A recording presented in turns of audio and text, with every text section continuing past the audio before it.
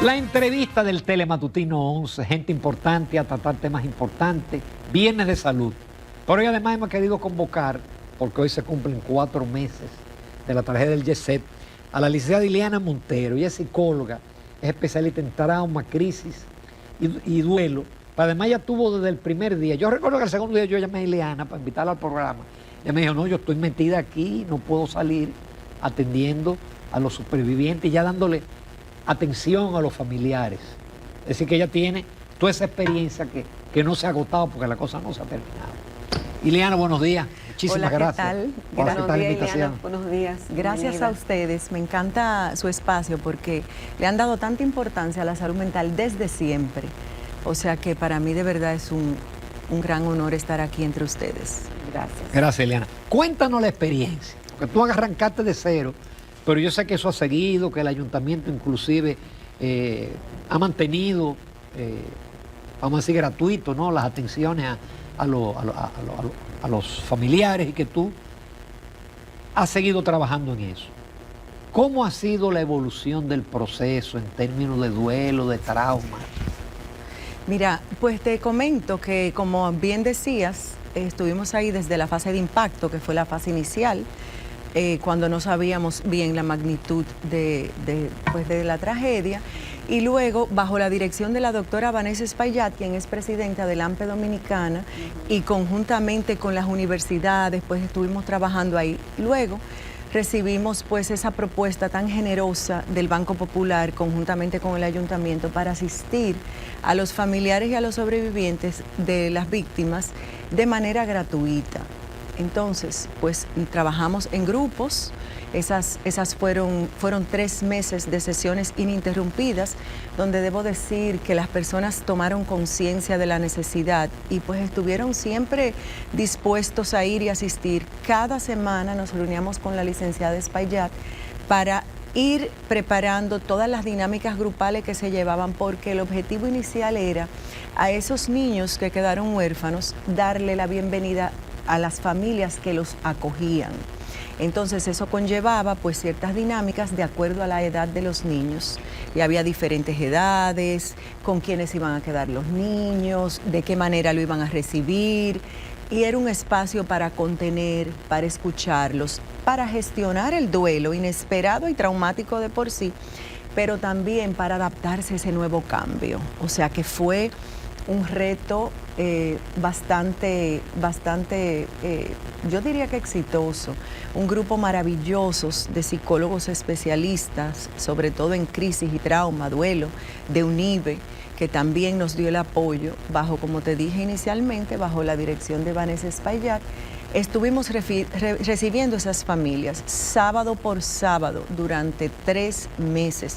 Se dio esa jornada, sanar desde la edad de cada niño y desde la situación familiar y particular que tenían. Teníamos asistencia de psiquiatría también con la doctora Ruiz de Salud Pública.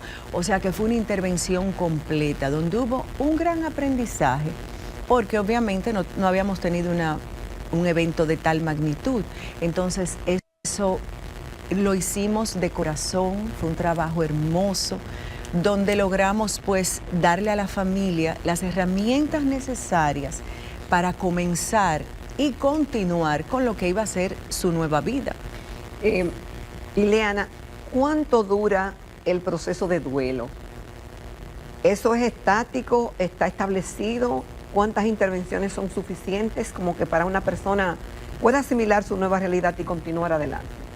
Mira, una de las premisas principales del duelo es que el duelo es infinito. Lo que cambia es la relación con la persona fallecida.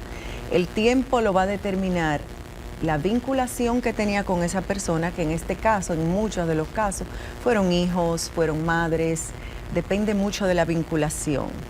Depende también de la capacidad natural de afrontamiento que tenga la persona, los factores protectores, la manera en que sucedió la muerte, cómo te enteraste de la muerte, quién te contuvo, quién estuvo ahí. Entonces yo no puedo establecer, en el duelo no hay tiempo. No hay tiempo. No hay tiempo. Esos son muchos desafíos, y no solamente es individual, sino que es familiar. Pero hay personas que logran avanzar en menor tiempo, y otras personas No hay personas que se quedan definitivamente ahí. se quedan ahí. Puede haber algunas personas que se queden ahí porque en el duelo hay lo que llamamos los desencadenantes que pueden llevarte a un duelo prolongado que esté establecido como en el DSM-5. O sea, hay personas que les dan más dificultad que otras. Hay personas que no necesitan, hay personas que tienen la espiritualidad, que les es un poquito más fácil, personas que los sostienen a su lado y la red de apoyo que es básica, aparte de buscar asistencia psicológica, que eso definitivamente pues ayuda. ¿Quiénes la llevan más difícil, Ileana? ¿Los adultos o los niños? Dicen que los niños olvidan más fácil, que se adaptan, pero ¿cuál es la conclusión tuya como psicólogo? No, yo no te puedo hablar de quién lo supera o quién logra sanar o quién logra ir avanzando en cuanto a los desafíos. Uno comienza a ver cambios positivos porque hay que enfocarse en que esa persona, el doliente, esté más orientado a la reestructuración que al duelo. Como fue un impacto donde hubo quizás, cada caso es individual, hubo casos con más pérdidas de vida, donde hubo que haber más reorganización a nivel familiar y donde obviamente no estuvieron los factores protectores presentes, pero no te puedo hablar. Los niños tienen impacto a largo plazo que pudieran ser regresiones, tienen la sintomatología de regresiones, de no poder expresar. Lo importante cuando uno tiene una pérdida es poder expresar, poder hablarlo. No hablarlo no ayuda. Entonces, Llorar ayuda. Llorar ayuda, escribir ayuda. Ileana, pero eso que dicen, esas recomendaciones que dicen, pero supéralo, olvídate. Pasa la página. Pasa la página, sigue adelante, no llores, ponte fuerte. ¿Esas son buenas recomendaciones o son poco terapéuticas? Son palabras inútiles a la hora del duelo que definitivamente no ayudan. Entonces el doliente lo que tiene que sentirse entendido y validado en su dolor. El doliente, las personas que le dicen que sigan o yo lo superé o que dan consejos o tú vas a salir adelante, el tiempo lo cura, el tiempo no cura nada. O decirle, yo sé cómo tú te sientes. Que a veces la otra persona lo que se siente peor porque tú no sabes cómo la otra persona se siente. Nadie sabe cómo la otra persona se siente y para que la persona pueda gestionar el duelo tiene que sentir ese ambiente contenedor de empatía, de suavidad para que se abra, porque uno no sabe qué fue lo que le afectó, uno no sabe si la persona a quien perdió pues tenía dificultades con ella o quedaron cosas inconclusas y todo eso se gestiona. Todo eso pueden ser desencadenantes de un duelo complicado. Entonces, a mayor apertura, mayor posibilidad hay de que la persona pueda expresar realmente, porque muchas personas callan. Yo le prometí, él se murió y yo estaba peleado con él. Todo eso se gestiona de manera simbólica.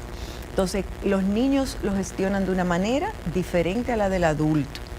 Los niños lo hacen a través de dibujos, cuentos, historias, dinámicas, igual los adolescentes. El lenguaje de los adolescentes es único. Los adultos tienen más capacidad para expresar a nivel verbal. ¿Ayuda esa terapia en grupo o es preferible la individual? Mira, ayuda a la terapia en grupo porque incluye la familia. Entonces, ¿de qué manera lo trabajamos? Nosotros trabajamos habían un terapeuta por cada grupo y un coterapeuta. Entonces, un terapeuta y un coterapeuta trabajaba o con los adolescentes o con los niños o como estaba formada esa familia, porque muchas de esas familias tú sabes que vivían los primos con primos o estaban separados el papá y fue el papá que falleció. Entonces, y luego el otro terapeuta y coterapeuta pues trabajaban con los adultos, la familia que los acogía.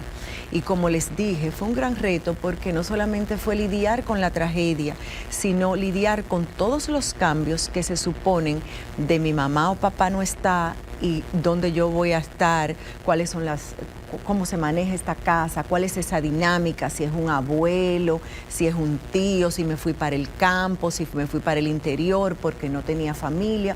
Entonces es muy difícil tú hablar de quién mejora primero y quién no y cómo, pero se logra avanzar, porque cada caso es individual.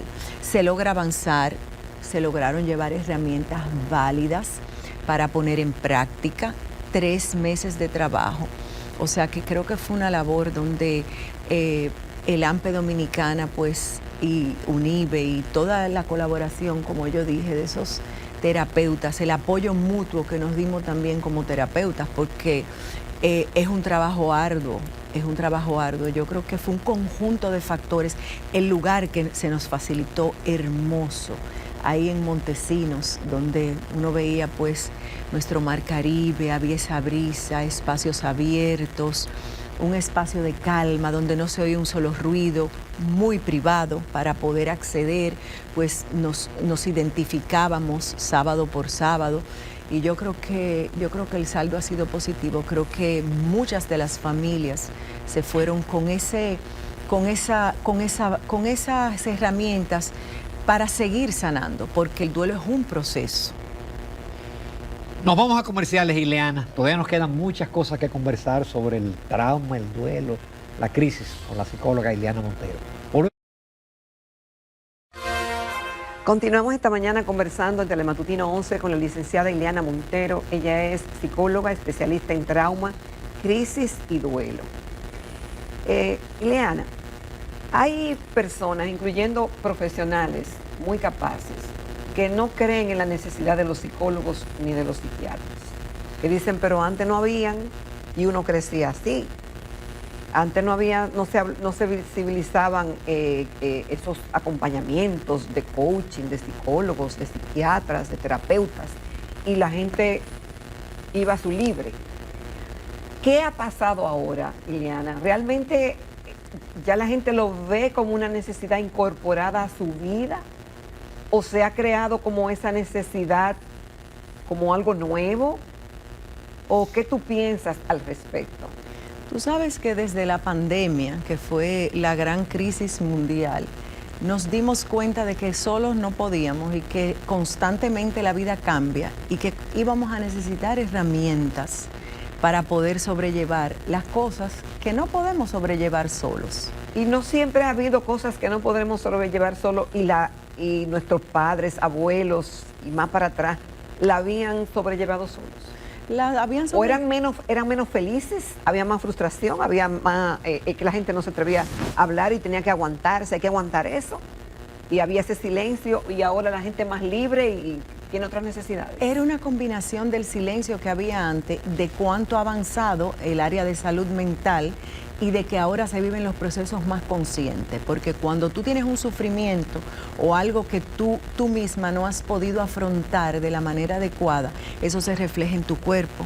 Pero la gente no era más estoica y aguantaba más antes, ahora se derrumba más rápido. Pero acuérdate también que la gente se moría más joven antes, no sabemos todavía la causa por qué, que entre esas cosas puede estar incluida todo el estrés que eso generaba y el estilo de vida, a pesar de que era mucho más tranquilo, pues las personas tenían las mismas presiones. Ahora yo diría que hay más presión para cada generación, más presión para tú ser productivo, más presión para tú ser exitoso, hay más retos.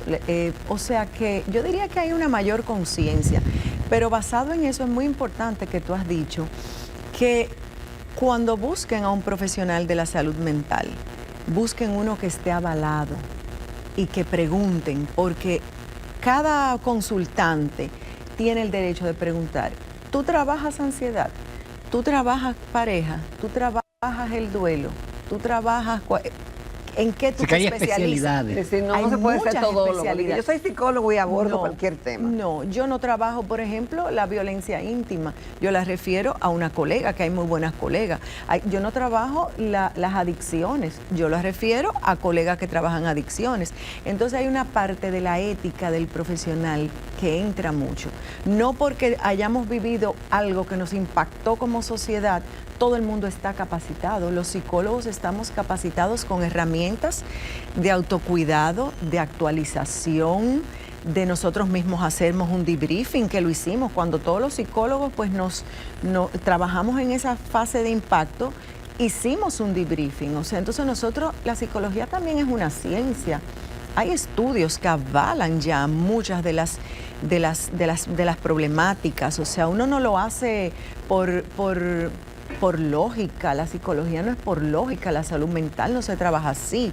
Uno trabaja con criterio, con objetivos específicos y trabaja con ver avances y tiene que tener una cierta capacidad de hasta del factor sorpresa. A veces tú tienes un objetivo en terapia y lo que viene es otra situación en la cual tú tienes que lidiar con ella. O sea, que es importante que busquen esos psicólogos avalados y esos psiquiatras también avalados. Liliana, ¿y los psicólogos y psiquiatras avalados no tienen problemas personales?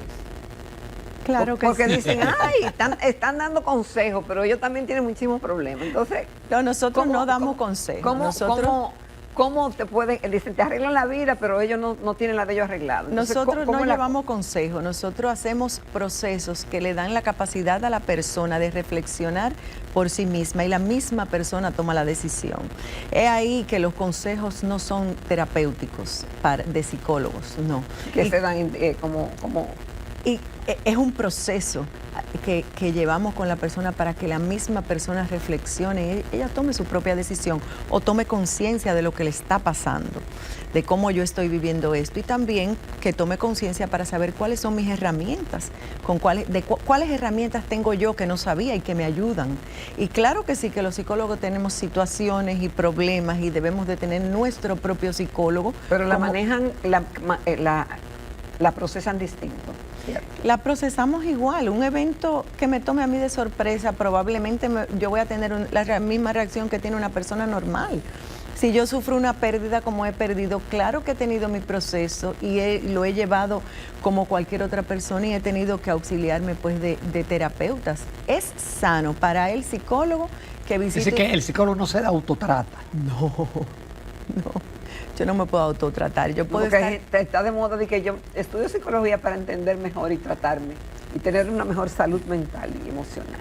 Bueno, la psicología es una carrera de mucha dedicación, de mucha lectura y sí se ayudan a las personas, pero desde la ciencia, modelos científicos y modelos terapéuticos probados. Entonces, parte de lo que decimos que no hay conciencia de la salud mental es la banalización del término. Oímos a las personas decir, ese está deprimido, ese tiene un trauma y todo eso conlleva un protocolo y conlleva una serie de requisitos a uno decir, o sea, hay criterios diagnósticos. Entonces, no tomar conciencia desde el seno de la familia. Yo escuché a una psicóloga especialista en adicciones, por cierto, que decía que si comenzáramos a tratar al adicto como un diabético o como una persona que tiene déficit de atención, una patología cualquiera, una enfermedad cualquiera física, seríamos más compasivos y pudiéramos entender mejor su mundo.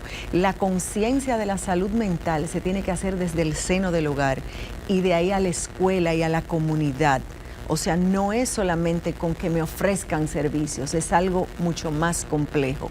Y no es solamente yo acceder, sino es que una comunidad completa pueda sentirse, no somos nada, o sea, necesitamos de los demás.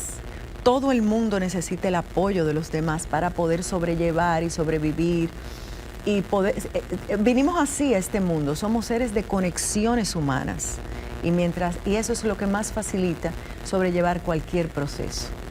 Y Leana, yo siempre he escuchado la frase de que, bueno, cuando se te muere tu padre, tú eres huérfano. Si te muere el esposo, eres viudo o viuda. Pero que no hay palabra que califica cuando un padre entierra a un hijo. ¿Es más duro el duelo de un padre que entierra a un hijo o de un hijo que entierra a un padre?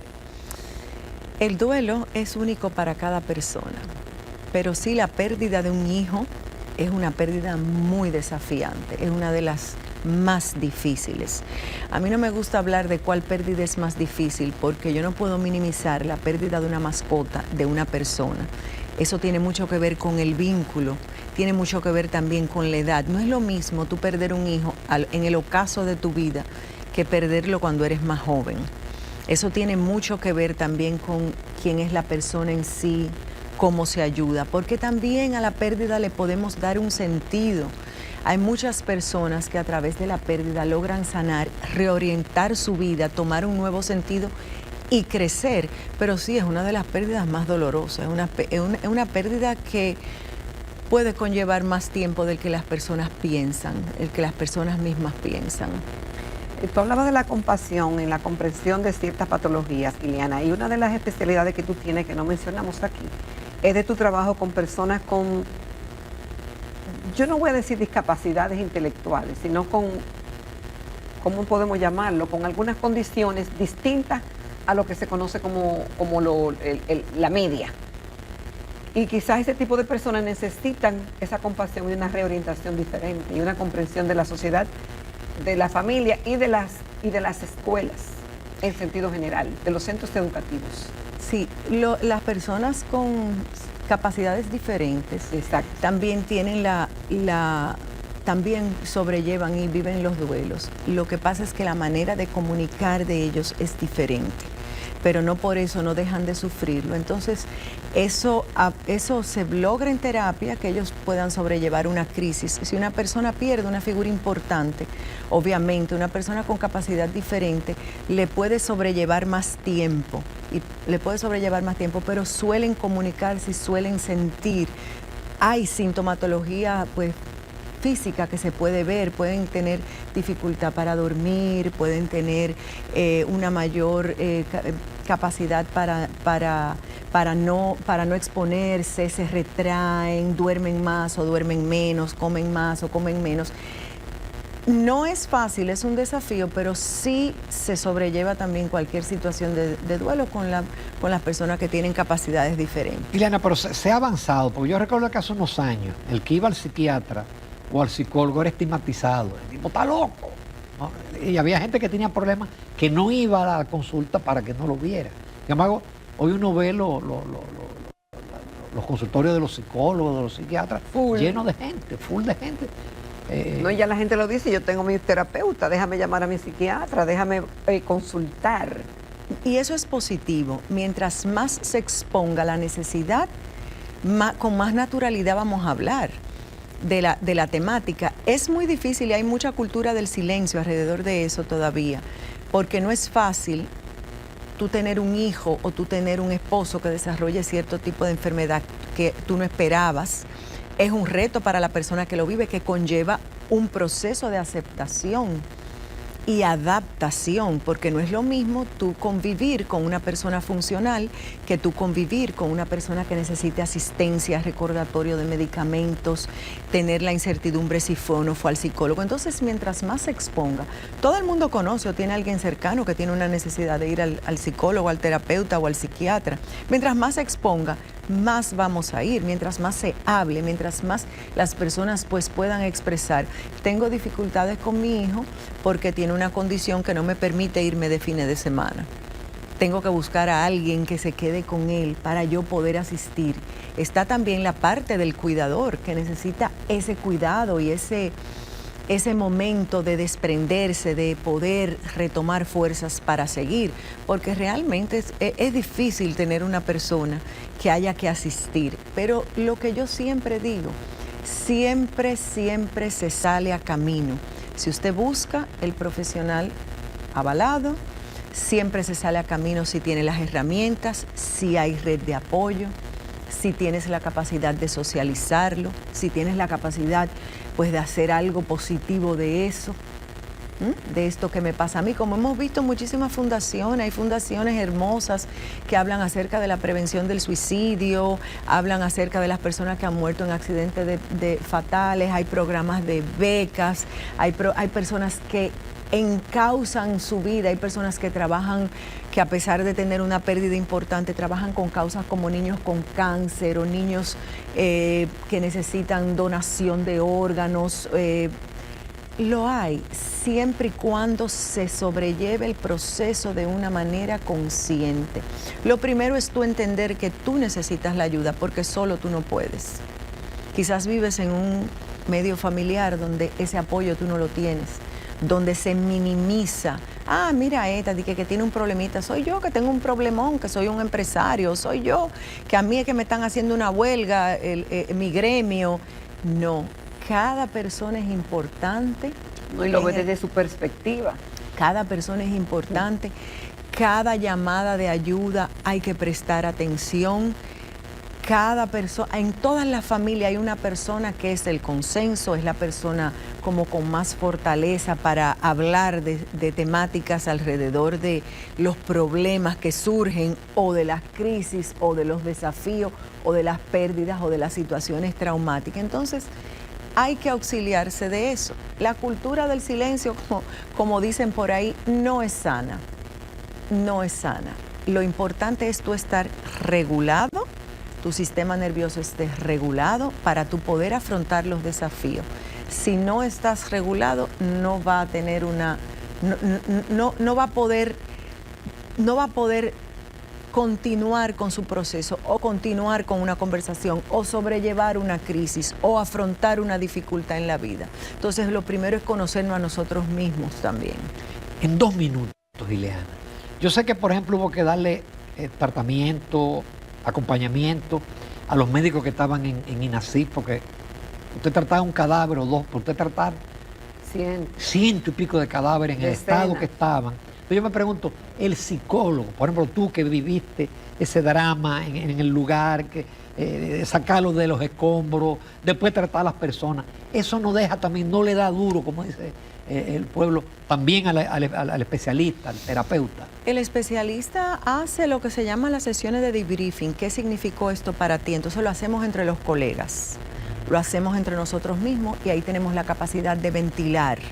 Porque claro, obviamente hay crisis, hay eventos más traumáticos que otros, por la manera en que ocurren, por el tiempo de exposición que se está ahí, uno mismo también trabajando, existe el agotamiento, pero nosotros hicimos nuestro ejercicio de poder ventilar. Eso es parte del autocuidado del psicólogo y del profesional de la salud. Ileana, no tenemos palabras para agradecerte. Excelente. Excelente. Estoy recibiendo ya desde aquí la gente diciéndome, así que esto va a estar en YouTube en pocos minutos y no tenemos palabras para agradecer. Gracias a ustedes y gracias siempre por pensar en la salud mental como una prioridad, como deberíamos de hacer todos los dominicanos. Gracias, saludo a mi amigo Alberto. No, saludo porque si él no está viendo el programa lo va a ver después. Saludo Alberto, nos vamos a ver muy pronto. Nos vamos a comerciales, recta final del Telematutino 11.